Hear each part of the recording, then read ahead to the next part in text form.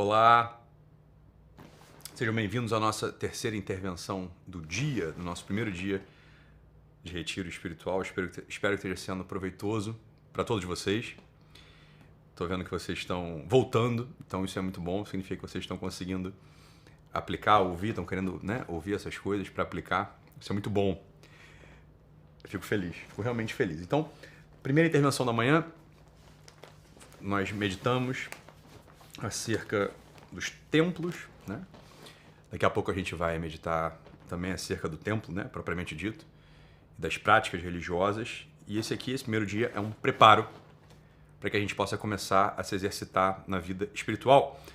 Lembrando que, quando eu tive a ideia de fazer esse retiro, eu usei uma comparação. Vocês lembram? Uma analogia da vida espiritual, dos exercícios espirituais, com a vida física e os exercícios físicos de academia. Assim como é necessário que para que a academia, né, a musculação ou enfim a corrida, o exercício que você pratique, tenha um efeito na sua elasticidade, na sua força, é necessário de um preparo.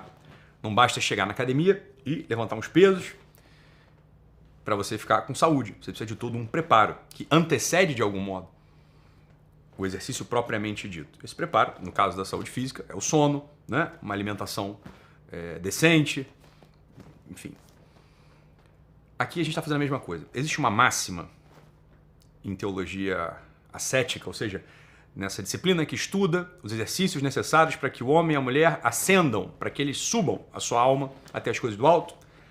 Existe uma máxima que diz o seguinte: a graça, ou seja, esse olhar de Deus para a gente, que nos olha e nos ama, e portanto nos transforma, porque a gente sabe por experiência que aquela única coisa que nos transforma é um olhar de uma pessoa, um olhar amoroso, um olhar de incentivo, um olhar de entusiasmo. Isso nos transforma, muito mais do que palavras e muito mais às vezes do que até exemplos, não é verdade? Então às vezes a gente tem um pai, ou uma mãe, ou um tio que é um grande exemplo, mas jamais nos olhou com um olhar de amor. Eu gosto de demolir algumas crenças, né? Vocês sabem disso, algumas máximas. Existe uma máxima que é verdadeira sobre vários aspectos, né? Mas que a gente precisa olhar para os outros aspectos daquela máxima, que diz o seguinte: olha, palavras dizem algo, mas apenas o exemplo arrasta, né? Olha, nem sempre. Às vezes a gente tem pessoas que são um grande exemplo, sua vida são um grande exemplo, mas não dizem nada pra gente porque nunca nos olharam com amor. Nunca nos olharam apostando que a gente pudesse, de fato, ir para além, para que a gente pudesse, de fato, render mais.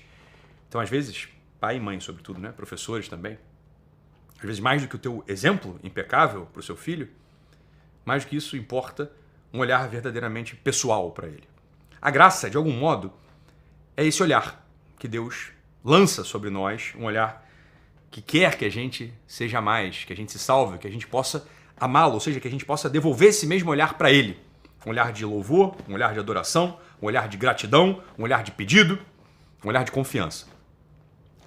Assim sendo, existe uma máxima, portanto, em teologia ascética que diz o seguinte: para que essa graça possa agir sobre nós, ou seja, para que o olhar de Deus que nos transforma possa agir sobre nós, é necessária a natureza. Né? É necessária a natureza. Ou seja, para que esse olhar de Deus possa ter alguma eficácia, é necessário um homem e uma mulher ordenados na sua natureza humana. Ok? Então, esse nosso primeiro dia de retiro, já tem essa intenção de que a gente comece a levar a sério essa ordem natural das nossas disposições interiores, ordem natural do afeto, ordem natural da família, ordem natural do trabalho.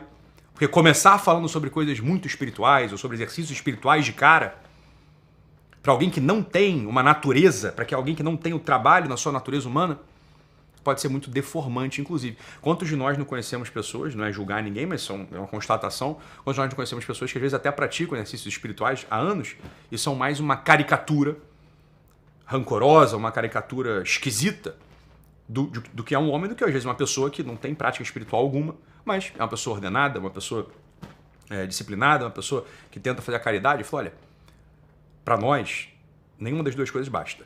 Para mim e para você, as duas. As duas. É aquela pergunta tola, Você prefere o quê, Ítalo? Um ateu bondoso ou um religioso mau? Eu prefiro um religioso bom, é óbvio. Porque ele tem as duas coisas. Ele tem uma inclinação da sua natureza ao bem, e ele tem uma inclinação do seu espírito ao bem com B maiúsculo, óbvio. Por que a gente vai preferir uma das duas coisas? A gente vai querer as duas. Uma natureza ordenada e um espírito ordenado. Então, primeira parte da manhã, na primeira intervenção da manhã, foi uma intervenção direcionada a isso, aos templos naturais, por assim dizer. Trabalho, família e como a gente sobrenaturaliza esses templos naturais. Amanhã, depois, a gente vai falar sobre, propriamente, a religião, as práticas de piedade, as práticas espirituais. Tá? Depois, no exame de consciência das 12 horas, a gente lançou um olhar também a perguntas muito humanas, se você for parar para pensar ali, né? Humanas, claro, já apontando, já direcionando a gente para cima, mas perguntas humanas, perguntas que tinham a finalidade de ordenar ou nos ajudar a ordenar a nossa natureza, não é assim? E agora, na intervenção das 15 horas, eu gostaria de ler com vocês, vai ser uma leitura mesmo, uma leitura de um livro, vamos ler juntos esse livro, um livro com um título fantástico, de um autor chamado Jesús Urteaga. O livro é O Valor Divino do Humano. Olha que bonito. Esse livro é muito bom. Foi um dos livros que me impactou muitíssimo. Seja pela linguagem, pelas ideias, pelo ritmo, muita energia, vigor, conhecimento espiritual, conhecimento natural. Um autor muito profícuo, muito bom. Okay? Mas antes de ler o livro, brevemente, eu gostaria de falar com vocês acerca das disposições para aproveitar das leituras espirituais, tá bom? Rapidinho, um capítulozinho, um parágrafinho, quer dizer. O meu livro de cabeça para baixo, mas acreditem, ele não está de cabeça para baixo, é só a capa que está de cabeça para baixo, tá bom? Então, a leitura espiritual é destinada a alimentar o espírito de oração. Essa é a finalidade da leitura espiritual. É, afinal, um modo de fazer oração, de tratar familiarmente com Deus, cujo intérprete é o autor espiritual. Ou seja, a gente surfa na intimidade de alguém que já navegou esses mares. Ora, a gente sabe que existem pessoas mais rápidas do que nós, mais belas do que nós, mais inteligentes do que nós, isso é evidente.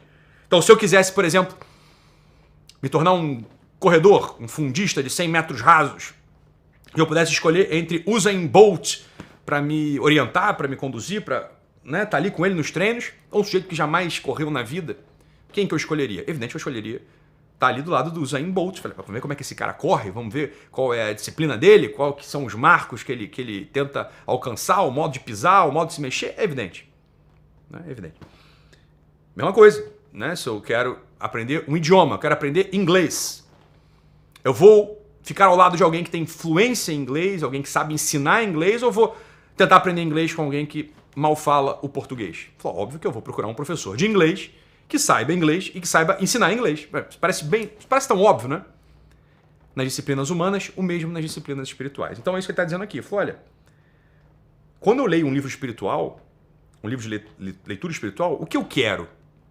Eu quero ver como aquele autor, que é alguém que tem intimidade com o divino, alguém que tem intimidade com a verdade, alguém que tem intimidade com o assunto que ele esteja tratando, aborda esse assunto, olha para esse assunto, fala sobre esse assunto, pensa sobre esse assunto, articula esse assunto na sua própria vida. Para isso serve a leitura espiritual. Então, é afinal um modo de fazer oração, de tratar familiarmente com Deus, cujo intérprete é o autor espiritual.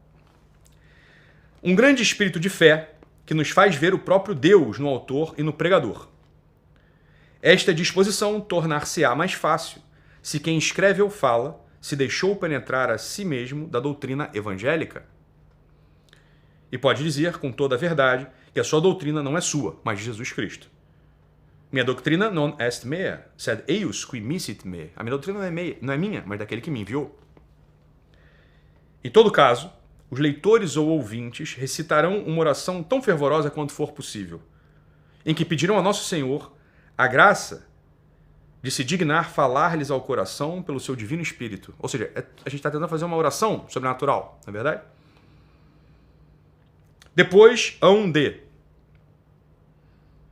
prevenir-se contra a curiosidade, que antes procura novidade que edificação, contra a vaidade, que quer conhecer as coisas espirituais, para poder falar delas e dar-se importância, contra o espírito de crítica, em vez de tirar proveito do que se ensina, escuta para criticar a substância ou a forma literária. Ou seja, humildade. Você está lendo ali, né? E você está querendo ser humilde, né? A mesma coisa. Imagina só se eu estou correndo com uns aí em Bolt, e aí eu olho para ele e falo assim, não é assim que corre não. Eu sei, mas aqui no caso ele tem várias medalhas olímpicas, né? Eu estou aprendendo a nadar com o Michael Phelps, ou aprendendo a melhorar minha natação com o Michael Phelps, eu falo, né, o jeito que ele põe a mão na água não é assim. É que ele tem 23 medalhas de ouro, né? No caso, você não tem nenhuma. Então, é necessário uma certa humildade, prevenir desse espírito de crítica. Isso é importante, né? O único fim que deve ter nas leituras e exortações é tirar fruto delas. Pronto. É isso. A gente vai ficar criticando, a gente vai aprender. Essa que é a coisa. Vamos aprender com um autor que pode nos ensinar. Ok? Então, vamos fazer a nossa experiência de uma leitura espiritual. Vou ler aqui alguns parágrafos com vocês desse autor chamado Jesus Urteaga. O livro é O Valor Divino do Humano. Tá bom?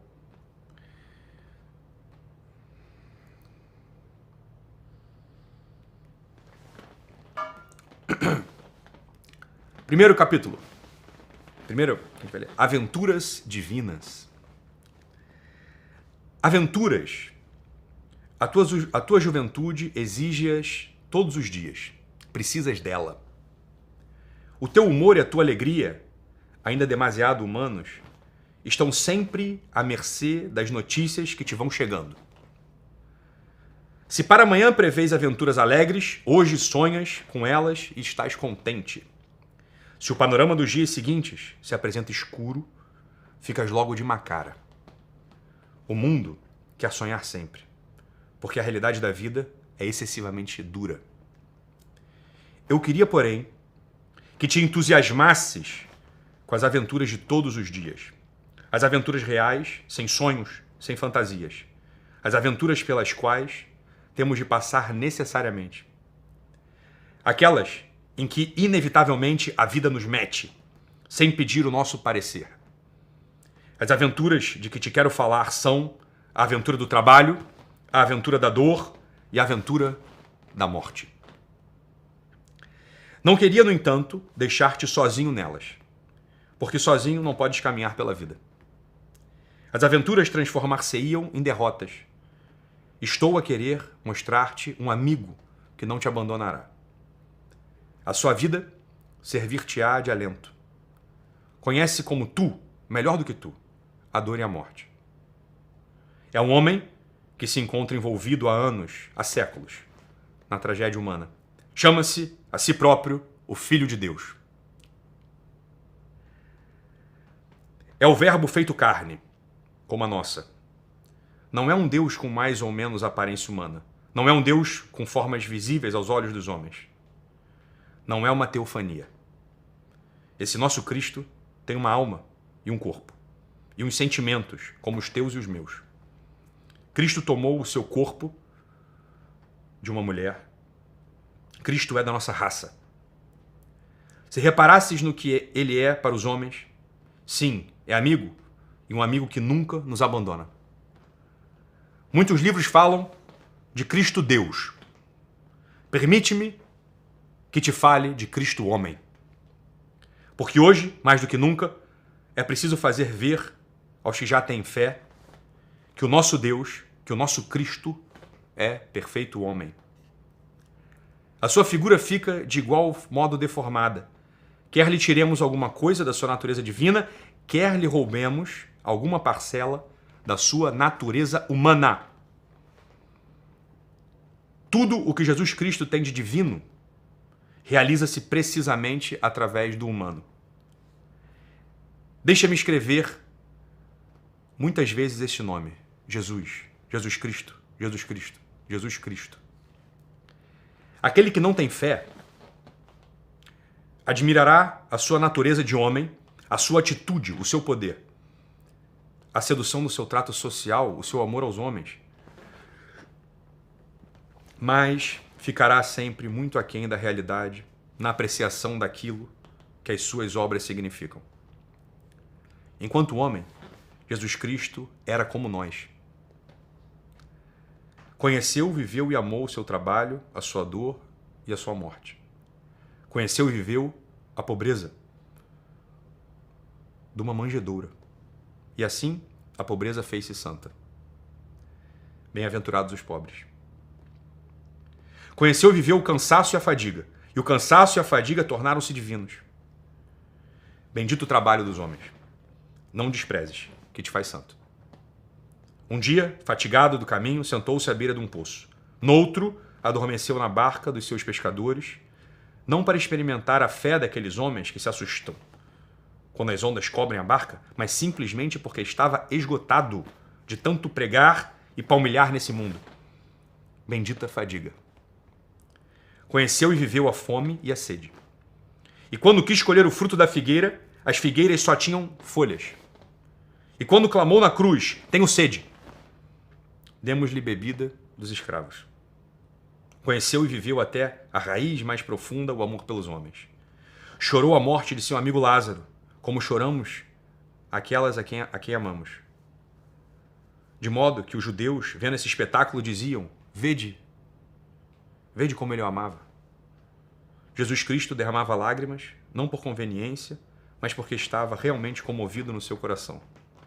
Chorava aquele que fora seu amigo, saíam-lhe do coração as lágrimas que vertia. Conheceu e viveu a traição dos que se diziam seus. Conheceu e viveu Belém e o Gólgota, o monte da transfiguração e o horto das oliveiras. E as suas mãos curavam as chagas e a lepra das nossas mãos. E a sua voz acalmava a tempestade dos lagos. E o seu gesto dava vida aos nossos mortos. Conheceu e viveu o deserto e a praça pública, o templo e as casas dos pescadores. E quando fala-nos de pesca e de vinhas, de jardineiros e de hortelãos, de juízes e de reis. Escuta as suas parábolas. Hoje fala-nos de brincadeiras de criança, de festas e de bodas, de poderosos e de mendigos, de operários sem trabalho e de ricos que sonham com seus grandiosos celeiros. Hoje falou-nos de mulheres que procuram o seu dinheiro perdido e da alegria de mães que esquecem a sua dor ao olhar o recém-nascido. Repara como fala, com o sotaque característico dos camponeses das montanhas daquela Galileia. Lembra-te da passagem em que Pedro é reconhecido como discípulo do Mestre pela sua voz? A tua própria fala te descobre. Jesus Cristo falava o dialeto da sua terra, a fala ciro-caldaica, do seu tempo e da sua pátria. Como gosto, Jesus, de te ouvir falar dessa forma tão humana. Divinizaste a nossa própria linguagem. Conheceu e viveu a dor, e a dor ficou divinizada. Mas há mais ainda. Cristo conheceu todas as nossas virtudes humanas. Tudo o que era humano, nele era virtude. Em tudo que é humano, é nosso modelo. Que teria acontecido se Deus não se tivesse feito homem? Não teríamos sabido o que fazer da nossa natureza. Teríamos medo de trabalhar com ela. Nunca teríamos sabido como comportar-nos na aventura da dor, da fadiga e da morte. Dimensão tremendamente humana a do nosso Evangelho. Cristo, profundamente humano, é o modelo da nossa vida. Não podemos ter medo de ser excessivamente humanos. Alma, corpo e sentimentos humanos. Dá-nos, Senhor, a graça de aprender tudo o que há de humano na tua vida entre os homens. Dá-nos, Senhor, a graça de sobrenaturalizar todas essas virtudes humanas que, ao dar-nos a vida, puseste nas nossas almas. Queremos voltar a unir o que uniste e se quebrou nas nossas mãos. Os afazeres humanos à consciência divina. O mais íntimo ao próprio céu. As coisas terrenas, as divinas, a religião, a vida. Quis o nosso Deus que até a graça que nos vem através dos sacramentos trouxesse o cunho inapagável do humano. E deste modo a graça inicial entrará no cristão com água da terra. E para conseguirmos o perdão dos nossos pecados, teremos de confessá-los aos homens. E não permanecerá o Deus eterno nos nossos sacrários se não houver matéria que frutifique no nosso mundo? Humilhação de Cristo e exaltação das coisas da terra. O sacramento não pode existir sem matéria.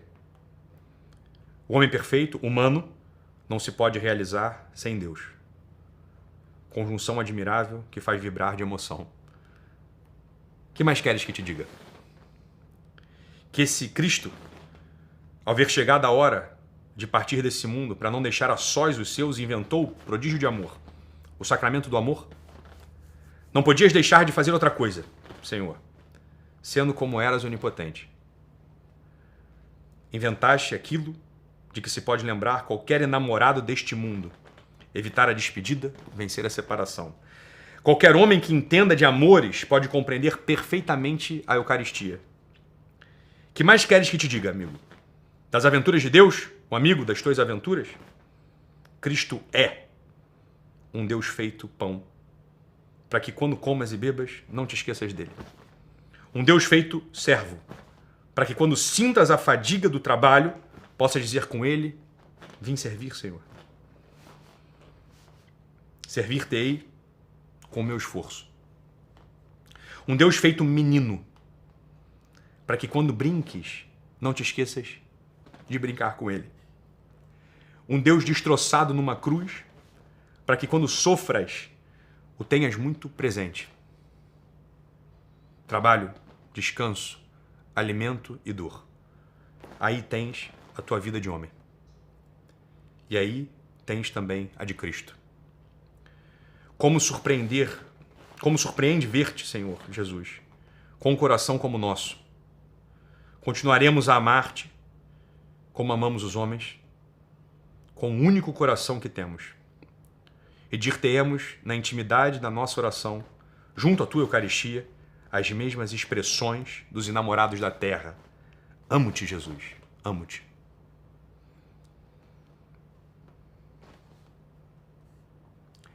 A aventura do trabalho.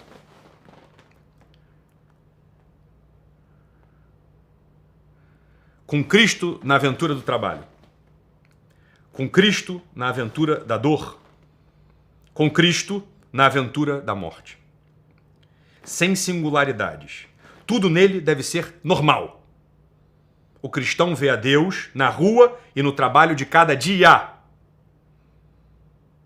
No moroso estudo do laboratório, diante da mesa de operações, quando investiga as intimidades da matéria, numa busca febril e esgotante. Quando aprofunda nos mistérios da vida e pressente ante a proximidade da morte os resplendores esbatidos do mais além. Quando se move no labutar absorvente da técnica, o cristão experimenta a presença do seu Cristo. Quando investiga pacientemente os arquivos e desempoeira velhos papéis que darão luz à história dos homens, quando se dispõe a caminhar ardentemente pelos arcanos da metafísica, quando estuda o homem em toda a extensão desse conceito e entrevê as últimas causas do agir humano. Quando a angústia da existência pretende ameaçá-lo, sabe sentir a presença do seu Cristo. E nos gritos da arte sente a Deus. Nos mais delicados apelos da sua alma de artista, sente Cristo. E compreende as angústias dos poetas e o seu mundo, muitas vezes atormentado, porque para além das suas inquietações, no seu espírito eternamente dilatado para atingir mais luz, descobre a ânsia de um ideal mais alto, de uma luz que é a luz. Ao seu lado, a presença de Cristo. E quando é um simples homem escondido no anonimato, um simples artífice ou operário, peças essenciais por serem humildes. Quando se serve do martelo ou da enxada, quando tem as mãos sujas e o corpo cansado pelo trabalho físico, quando nas minas se apercebe de que o ar irrespirável destrói a sua natureza, o cristão sente Cristo. Em todas as atividades humanas, na vida vulgar e corrente de todos os dias, no comer e no beber, no riso e no pranto, o cristão viverá sempre a presença de Deus. Se Cristo estivesse no teu lar, se Cristo estivesse no teu lugar, como faria essas coisas pequenas e vulgares que agora estás a fazer? Ouve. Vivemos um século em que tudo é correr. Não há tempo para nada. Acontece-nos isso a ti e a mim. Nada mais resta ao homem do que optar por uma solução nesta disjuntiva. Ou ficar vencido pelo trabalho, ou santificá-lo. Não há meio termo. O mesmo se dá com a dor. A uns esmaga-os, a outros santifica-os. E é a mesma dor. O mesmo trabalho. Todos temos as mesmas ocupações e o mesmo descanso, sempre insuficiente. Todos temos ao nosso alcance o meio mais simples de nos santificarmos. Santificação na vida diária, no pormenor trivial. Se esperas fazer um dia grandes coisas para te santificares, jamais o conseguirás. Digo com o evangelho na mão, contemplando como brilham os olhos de Deus ao ver a generosidade daquela pobre viúva que deixa no templo o que tem, tudo quanto possui, 2 pequenas moedas. E é isto o que faz exclamar o Senhor. Eu vos asseguro que essa pobre viúva deu mais do que ninguém. Nos pormenores, aí está a tua santificação. Se as ideias grandes que tens te afastam da santificação nas coisas de cada dia, são diabólicas. Pensas num fruto grandioso. Com a tua imaginação crias uma santidade prodigiosa que se realizará no dia de amanhã. Logo que formules uma decisão que te faça dizer, agora começo. Não esqueças que essas conversões paulinas, instantâneas, são muito pouco frequentes. É preciso contar com tempo para tudo. E nesse tempo, coisas pequenas. Não vês que é isso? Se reduzem todas as coisas grandes a um imenso conjunto de coisas pequenas? Como hei de dizer? Então Deus é o nosso Cristo quando, discretamente, trabalha com José na oficina, como quando morre na cruz. Para nada interessa o trabalho que possas ter entre mãos. O que interessa é saber como o realizas. Foi aqui na terra, quantas vezes te tenho repetido, que Cristo nasceu entre palhas. As mesmas palhas que hoje o aldeão sacode ao vento.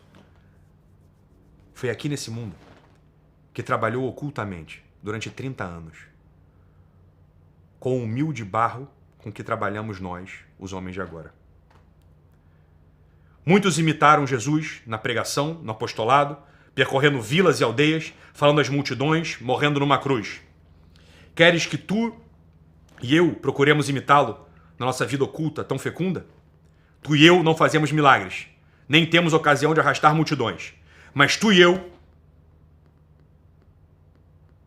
bem podemos ser como Cristo, o filho do carpinteiro, e preparar as ferramentas, e varrer o serrim do chão, e fatigar-nos no trabalho de cada dia, com a mais estrita fidelidade aos deveres do nosso estado e condição.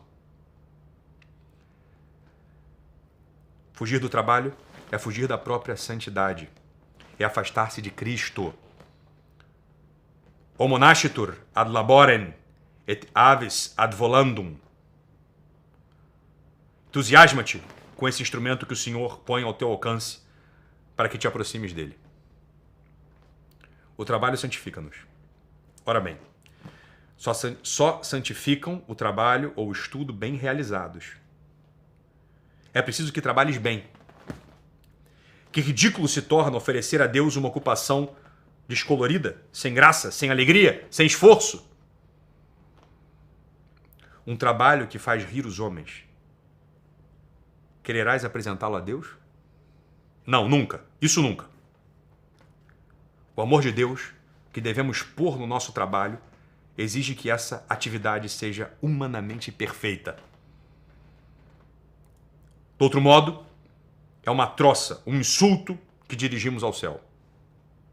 E não é verdade que há muitíssimas pessoas no nosso campo que se ocupam mais do amor de Deus no trabalho do que do trabalho com o amor de Deus? Aprende primeiro a fazer com perfeição os seus trabalhos. Depois entenderás o que é fazê-los na presença de Cristo. Este é outro dos desastres. Não encontro palavra mais adequada. Do trabalho de muitos católicos de agora. As coisas que visam diretamente ao serviço de Deus não se fazem humanamente bem. Porque não temos homens que destruam as chicotadas, essas ridicularias que com frequência ocupam o lugar daquelas.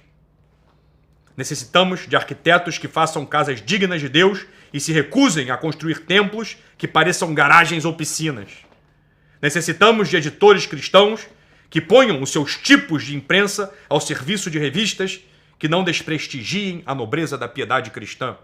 Necessitamos de escultores que se recusem a modelar estátuas de série para o enlevo de beatas e devotos.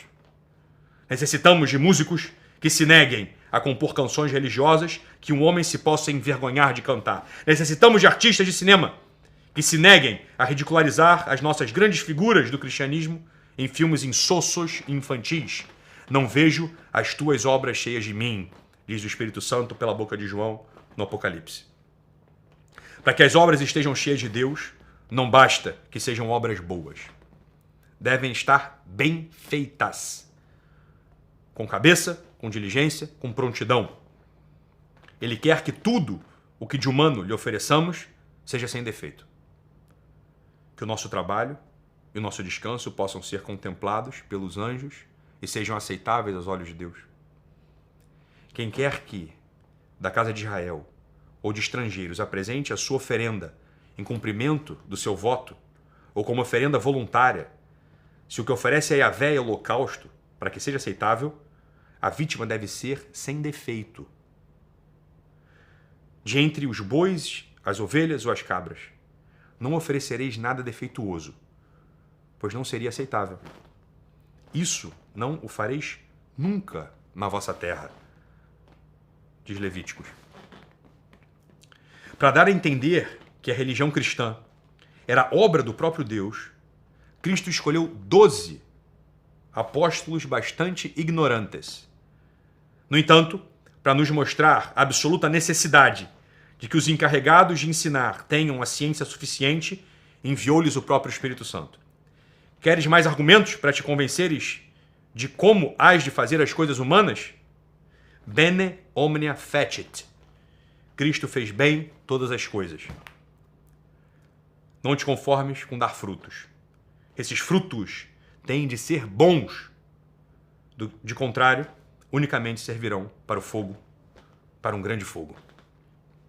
A aventura do trabalho exige que o beijemos e nos abracemos a ele com paixão. Há outros